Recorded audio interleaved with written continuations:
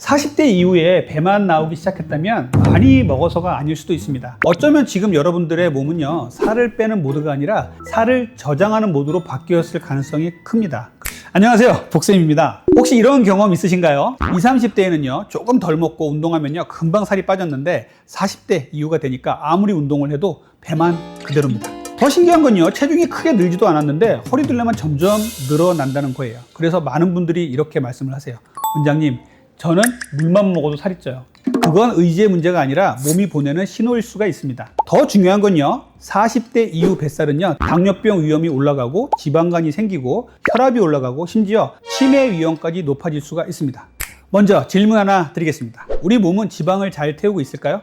사실 대부분 그렇지가 않습니다. 우리 몸은요, 원래 지방과 포도당 두 가지를 모두 연료로 사용하는 아주 똑똑한 시스템이에요. 식사를 하면 포도당을 쓰고요, 공복이 되면 저장된 지방을 태우는 것이 정상이에요. 이 능력을 대사 유연성이라고 합니다. 그런데 하루 종일 먹는 생활이 반복되면 몸은 지방을 쓰는 법을 잊어버리고 맙니다. 아침, 간식, 커피, 점심, 빵, 저녁, 야식까지 몸은 하루 종일 인슐린이 높은 상태가 되고 결국 지방은 태우지 못하고 계속 저장만 하게 됩니다. 그런데 왜 40대 이후에는 뱃살만 심해지는 걸까요? 여기서부터가 정말 중요합니다. 여성은 35세 이후부터 여성 호르몬이 점차 감소됩니다. 그러면 부족한 호르몬 균형을 유지하기 위해서 부신이 더 많은 일을 하게 돼요. 그런데 이 시기에 직장 문제, 가사 문제, 육아 문제, 부모님 돌봄, 수면 부족까지 겹치면요, 부신은 계속 스트레스를 받게 되죠.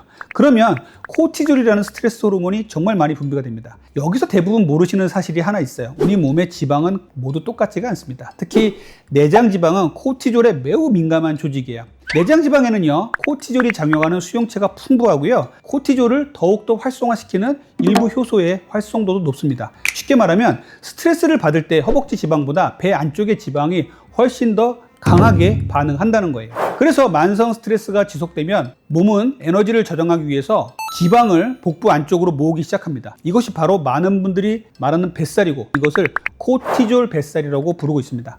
그래서 저는 여러분들께 이런 말씀을 드립니다. 배가 나온다고 무조건 많이 먹어서 그런 건 아닙니다. 잠을 못 자고 스트레스를 많이 받고 늘 피곤한 상태라면 몸은 지금 지방을 저장하는 모드로 바뀌어서 있을 가능성이 아주 높습니다. 그런데 여기서 끝이 아닙니다. 단순히 배에 붙어 있는 구조물이 아니라는 거예요. 내장지방은요, 하나의 활성 장기처럼 활동합니다.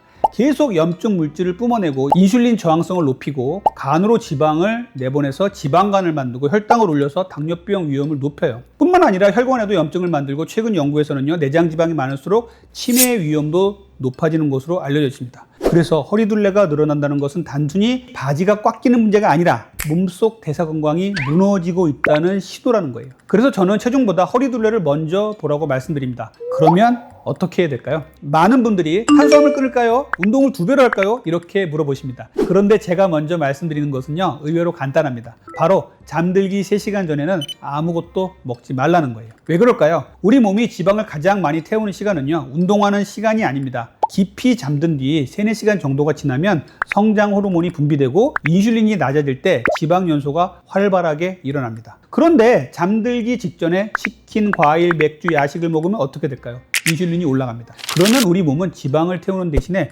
방금 먹은 음식부터 처리하느라 바빠집니다. 결국 밤새 지방을 태울 수 있는 가장 좋은 시간을 놓쳐버리는 거예요. 그래서 저는 환자분들께 주방의 등을 잠자기 3시간 전에 완전히 끄세요. 잠자기 3시간 전부터는요, 소량의 물 위에는 아무것도 먹지 말자는 것입니다.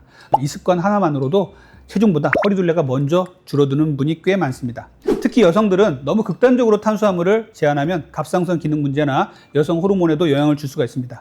중요한 건 언제 먹느냐입니다. 탄수화물은 가능하면 아침이나 점심에 드시는 것이 좋습니다. 저녁에 드셨다면 식후 20분만 걸어보세요. 설거지를 해도 좋고 집안일을 해도 좋습니다. 식후에 몸을 조금만 움직여도 혈당이 훨씬 안정됩니다. 그리고 절대 빼놓으시면 안 되는 것이 근육입니다. 근육은 우리 몸의 혈당 저장 창고입니다. 근육이 많을수록 먹은 탄수화물을 지방 대신 근육으로 가져갑니다. 그래서 40대 이후에는요, 체중보다 근육을 지키는 것이 훨씬 더 중요합니다. 걷기를 하셨다면 가벼운 근력 운동도 꼭 함께 하셨으면 좋겠습니다. 그리고 식사할 때 야채 먼저 먹고 단백질 충분히 드세요. 고기, 생선, 계란, 두부처럼 단백질을 먹으면 포만감이 빨리 생기고 탄수화물도 자연스럽게 덜 먹게 됩니다. 코티졸은 스트레스 호르몬이지만 스트레스를 없애는 것은 사실상 불가능합니다. 하지만 줄일 수는 있습니다. 아침 햇볕을 10분 정도 쬐는 것, 감사한 일을 하루에 하나씩 떠올리는 것, 좋아하는 음악을 듣는 것, 친구와 웃으면서 수다 떠는 것, 요가, 명상, 종교활동, 산책 등 자기만의 스트레스 해소 방법을 만들고 실천을 해주세요. 이러한 사소한 습관들이 생각보다 코티졸을 많이 낮춰줍니다. 몸은 생각보다 단순합니다. 좋은 잠을 자고 스트레스를 줄이고 먹는 시간을 조금만 바꿔줘도 몸은 다시 지방을 태우기 시작합니다. 생각보다 작은 습관 하나가 모여 여러분들의 뱃살과 건강을 바꾸는 시작이 될 수가 있습니다. 오늘 영상이 도움이 되셨다면 구독과 좋아요, 알림 설정 부탁드리고요. 지금 내 뱃살은 어떤지 댓글로 달아주세요. 저는 다음 영상에서 뵙겠습니다. 감사합니다.